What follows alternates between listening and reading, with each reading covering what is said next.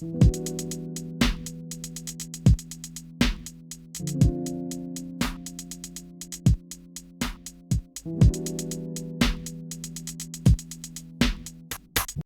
y'all, welcome back to Therapy and the Soft Life.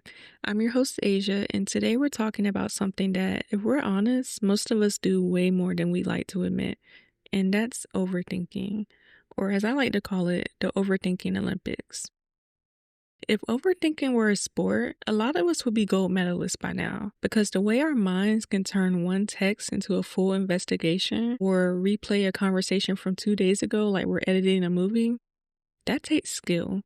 That's mental stamina, but it's also exhausting. And I think we make light of it because it feels universal. Everyone jokes about their anxiety brain or them overthinking everything. But underneath that humor, overthinking can be really heavy. It eats away at our peace, it interrupts our sleep, it makes us question our worth, our choices, and even our relationship. So in this episode, I want to slow things down a bit. We're going to explore why we overthink, what it's actually doing to us, and how we can start releasing the constant need to analyze everything. This isn't about stopping your thoughts. It's about soothing your mind and reminding it that it's safe to rest. Because that's what overthinking really is. A mind that doesn't know how to rest. And trust me, I get it. I've had nights where my brain is running through everything I said in a day, wondering if I sounded weird or thinking back to a text that felt off, like, why did I use an exclamation point instead of a period?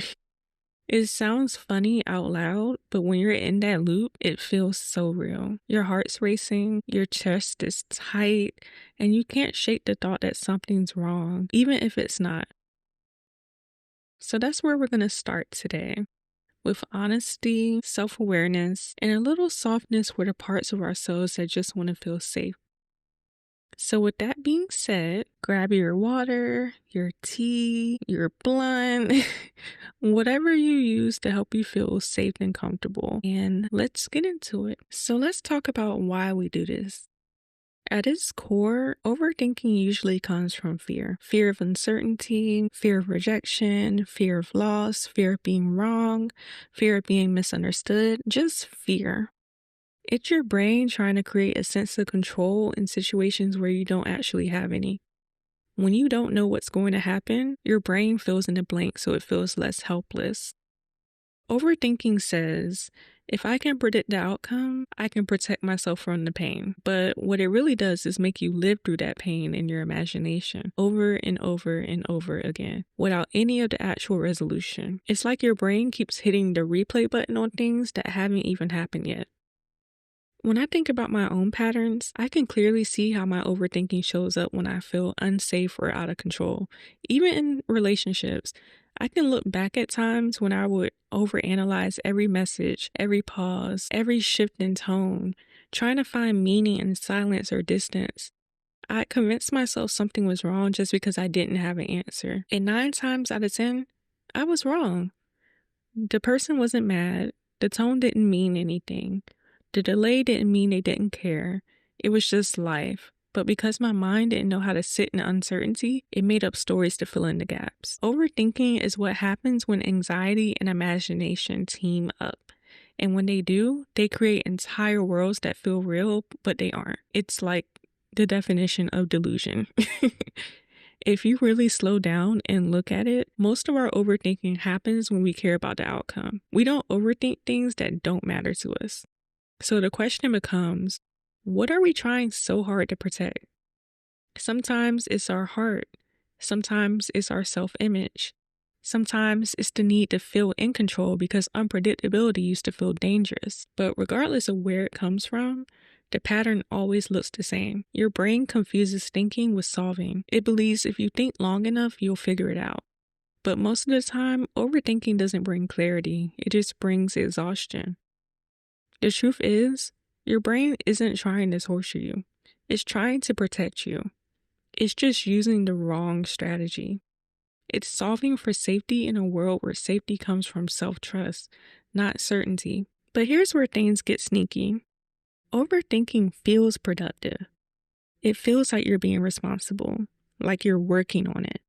But if you've ever spent 2 hours analyzing something and walked away more confused than before, you already know it's not problem solving. That's looping. And I like to call it mental quicksand because when you try to think your way out of a feeling, you usually end up sinking deeper into it. And the illusion of control is one of the biggest reasons it's hard to stop. Overthinking convinces us that we can outthink our pain, that if we replay the conversation enough times, we'll finally understand it. If we analyze their tone or timing long enough, we'll uncover the truth. But that truth we're looking for, it's not in the past or the future. It's in the present.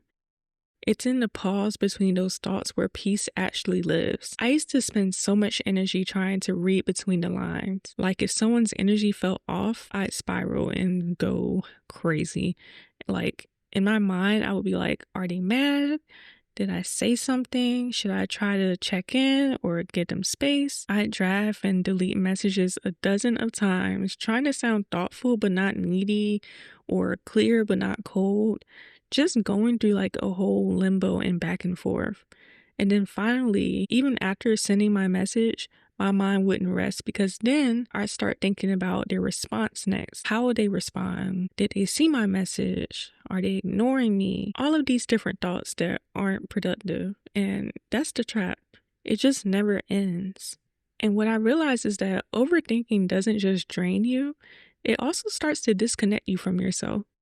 You start looking outside for answers that only your intuition can give. You stop trusting how something feels because you're too busy trying to make it make sense. And I'm going to tell you now, it's not going to make sense. The illusion of control makes you believe that if you think long enough, you'll avoid being hurt. But control doesn't equal safety, it equals tension. And tension is the opposite of peace. Letting go of control doesn't mean giving up. It means realizing that peace and certainty are not the same thing. Peace says, even if I don't know, I trust that I can handle it. That's where the freedom starts to come in. Not from figuring everything out, but from realizing you don't need to. Now, let's talk about what it actually looks like when you're competing in the overthinking Olympics, because half the time, we don't even realize that we're doing it. It just becomes our normal. Maybe you just replay conversations in your head, wondering if you said something wrong or if you came off a certain way. Or maybe you go to send a text, type it, delete it, retype it again, then stare at it for 5 minutes before hitting send. Or maybe you lie awake at night thinking about a random moment from 3 days ago, and for some reason, your brain decides that's the perfect time to analyze it. You might catch yourself apologizing for things that didn't actually hurt anyone. You might obsess over decisions, even small ones, because you're afraid of choosing wrong. And sometimes you overthink to the point that you end up doing nothing at all. And that's the thing about overthinking. It can be paralyzing. It's like your mind is moving 100 miles an hour, but your body feels stuck.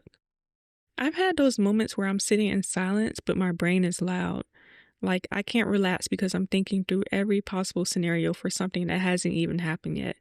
And then I'll catch myself like, Asia, who are you even arguing with right now? You made up a whole conversation. Like, that's literally insane. It's funny when we say it out loud, but when we're in that spiral, it doesn't feel funny. It feels urgent. Your brain convinces you that you have to figure it out right now or else something bad will happen. And that's what makes it so hard to step away. Overthinking tricks you into believing that your anxiety is intuition, that the constant thinking is helping you prepare, when really it's just wearing you down. And the truth is, most of the time, the people and situations you're analyzing aren't even thinking about you that deeply. They've moved on. You're sitting in a moment that doesn't even exist anymore. And that's where overthinking steals the most from us. Our presence. You can't enjoy what's in front of you if your mind is stuck behind you. Overthinking doesn't just happen in your mind, it lives in your body. It's that tight feeling in your chest, the knot in your stomach, the shallow breathing, the tension in your shoulders. That's not you being dramatic. That's your nervous system reacting to thoughts that your brain is treating like real threats. And because your body doesn't know the difference between danger and discomfort, it stays on high alert. You start waking up really tired, because your brain never really truly shut off. You're running mental marathons in your sleep. And I've been there, waking up in the middle of the night, not because of noise, but because my brain decided it was the perfect time to revisit something from earlier that day. That's what chronic overthinking does. It robs you of your rest. It's like being stuck in survival mode even when nothing is chasing you. And emotionally, it starts to wear you down. You begin to lose trust in yourself. You start asking for reassurance more often because you no longer believe your own judgment. You start needing confirmation from other people that you're not crazy or that you didn't mess up. And over time, that becomes a habit. You start outsourcing your peace to other people, waiting for their approval before you can calm down. But peace that depends on someone else's validation isn't peace, it's permission. The toll of overthinking is that it makes you feel unsafe in your own mind. You can't relax around your own thoughts. And when that happens, it's hard to build confidence. It's hard to make decisions. It's hard to move forward. That's why we have to start learning how to calm our own minds, not because we're weak, but because our bodies deserve rest. You deserve to be able to exhale again. Now let's talk about how we can start stepping out of this cycle, because overthinking isn't something you fix overnight. It's something you slowly untangle with practice, patience, and grace. So the first thing is start by naming it. When you catch yourself spiraling, literally say, I'm overthinking right now. It sounds simple, but naming it creates distance. It helps you separate who you are from what your thoughts are doing. The second thing is to ask yourself what you're afraid of. Every spiral has a fear at the root. Maybe you're scared of rejection. Maybe you're scared of being wrong. Maybe you're scared of repeating an old mistake. Once you know what the fear is, you can meet it with compassion instead of panic. The third thing is to reality check your thoughts. Ask, do I have proof for this, or is this just a story my mind is writing? Write down what's true and what's assumption. Seeing it on paper often takes the edge off. The fourth thing is get out of your head and into your body. Go for a walk, step outside, stretch. Your body can anchor you in the present moment in a way your thoughts can't. Sometimes peace is physical before it's mental. For me personally, Pilates is one thing that I love to do to get into my body and out of my head. It's one of the few things that brings me peace and helps me stay grounded and more in tune with myself. For other people, getting in tune with your body may look like working out or stretching, doing yoga, taking a walk on the beach or on a trail. Those are all things that help you stay in the present moment. When you're in tune with your body, you're living in the present. There's nothing else around you or anything else going on that can take away from that. So the next thing is give yourself a time limit. If you're stuck thinking about something, say, okay, I'll give myself 10 minutes to process this, then I'm moving on. It gives your mind structure, and structure calms chaos. And the last thing is practice self-soothing instead of self-judgment. When your mind gets loud, try saying, it's okay that I'm anxious right now. I'm still safe. Your thoughts don't need punishment. They need reassurance. And remember, it's not about controlling your mind. It's about caring for it. When you start approaching your thoughts with gentleness instead of frustration, they slowly start to quiet themselves because your mind finally feels safe enough to rest. So before we go, I want to get into reframing overthinking. And here's something I really want you to sit with. Overthinking doesn't mean you're broken. It means you care. You care about how you show up. You care about how other people feel. You care about getting things right. That sensitivity is beautiful. It's just untrained. When you can learn to direct that energy inward toward understanding yourself instead of analyzing everything around you, it becomes a strength. Because the same mind that overthinks is the same mind that's deeply thoughtful, empathetic, and aware. You just have to teach it where to focus. I had to learn to stop seeing my overthinking as a flaw and start seeing it as information. If I'm spiraling, it's probably because I don't feel safe, or I don't feel heard, or I'm trying to control something that isn't mine to control. That's what I mean when I say overthinking isn't the problem. It's a symptom. So instead of asking, how do I stop overthinking? Try asking, what is this overthinking trying to protect? Because once you figure that out, you can start meeting that part of yourself with softness instead of shame. That's the healing. learning to talk to yourself the way you needed someone to talk to you back then. So here's the truth. You don't have to keep competing in the overthinking Olympics. You can retire your medal, you can walk off the track, and you can let your mind rest. I promise you it's okay. Like, nothing crazy is gonna happen. Give your mind a rest. Peace doesn't mean your brain goes silent. It means you've learned to stop believing every thought that passes through. It means you can notice your worries without letting them control you. It means you can trust yourself enough to let things unfold without predicting every outcome. And maybe that's the lesson most of us need, that we don't have to earn calmness by solving everything. Sometimes we just have to choose it. You can't think your way into peace. You have to practice it through awareness, through boundaries, through compassion.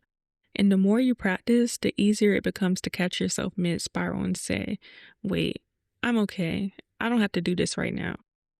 That's the moment peace starts to win. So before we wrap up, I want you to ask yourself this. What's one thought loop that keeps showing up for you? And what's one gentle way you can interrupt it next time? Maybe it looks like taking a breath instead of reacting. Or maybe it's journaling instead of replying. Maybe it's saying, I can't control this, but I can choose peace. Whatever it is, remember, peace is a practice, not perfection. You don't have to silence your thoughts. You just have to remind them that they don't run the show anymore. Thank you so much for spending this time with me today and tuning in. If this episode spoke to you, share it with someone else who might be caught in their own spiral. You never know how much they might need to hear it too. Also, be sure to follow Therapy in the Soft Life on Apple Podcasts, Spotify, Amazon Music, and YouTube so that you never miss an episode. And if you want to keep this conversation going, make sure to follow Therapy in the Soft Life on Instagram at Therapy in the Soft Life Pod for daily reflections, quotes, and episode updates. Until next time, choose peace over pressure and remember, you are not alone in this. Talk to you soon.